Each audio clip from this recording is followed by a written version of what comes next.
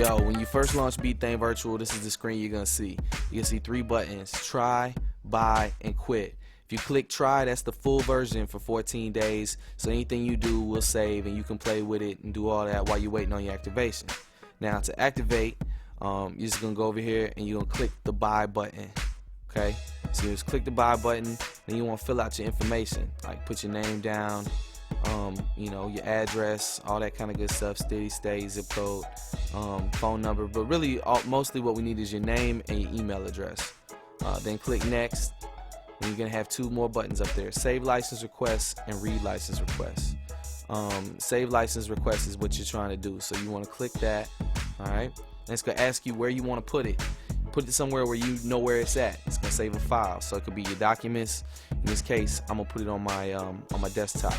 So just click desktop, and after I click desktop, I hit save. I'm gonna save that file, and you gotta make sure that don't click next. Make sure you click cancel after you do that. Click cancel, and then you're gonna pull up your email. After you pull up your email, you're gonna attach that file to your email and email it to virtual@beatcangs.com.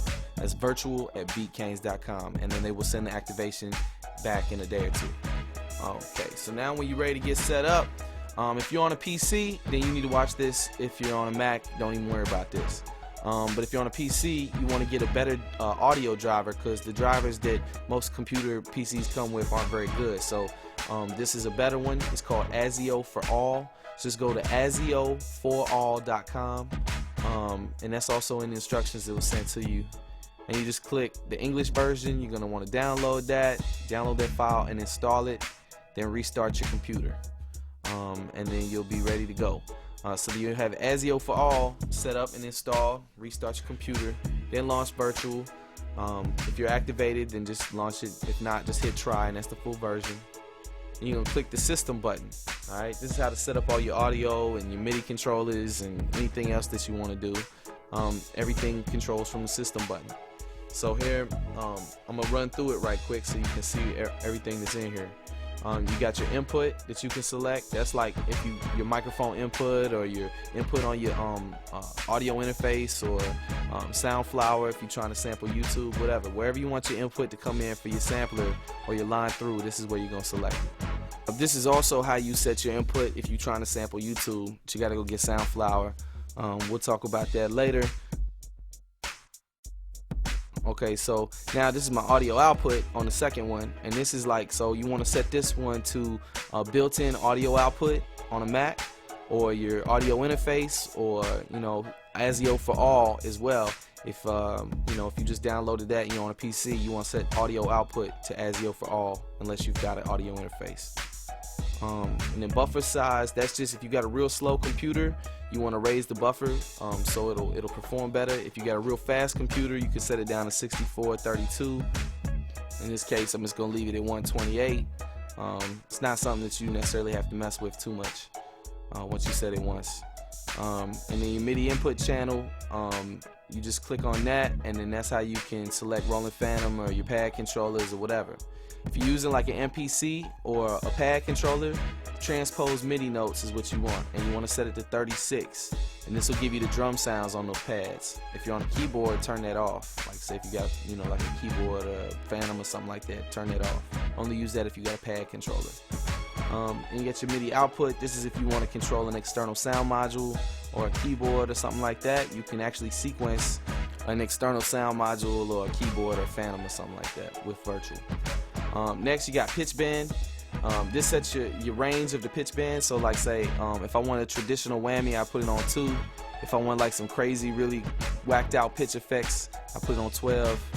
I can set whether it's either for track or global. Track means it only affects the pitch of the track. Global means that it pitches up and down the whole beat.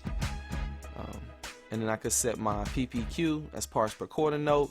Most of the time you're just gonna leave that on 96, and it give you that MPC style feel, that old school feel. Alright, so then I got user data path here. This is important. I'm gonna show this to you right quick. User data path, that's where you gonna store all your stuff. So you can change what folder that you store all your samples in and everything. So I just gonna scroll out here. I'm gonna create a new folder. I can name it whatever I want, and then I just choose that folder, from the user data path, and that's where all my stuff will be stored. You see, I click the kit button next or whatever, and then I go back out and I find that file, and I put all my samples in there, all my drum kits and patterns, everything is stored in that folder that I created, and I set it in user data path in system. See, there's all my stuff, all my exports go in the sample folder.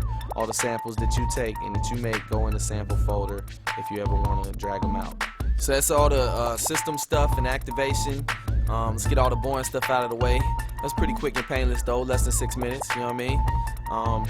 If you ain't never made a beat before, it's cool. We're gonna show you the way. If you already make beats and you're doing your thing, then we got some other videos too, and more advanced stuff. But we're gonna walk people all the way up from the basics, all the way up to, doing craziness. So stay tuned for the next video. We're just gonna go over the features and then get y'all up and running on this thing so y'all can start making hits. Alright, that's the plan.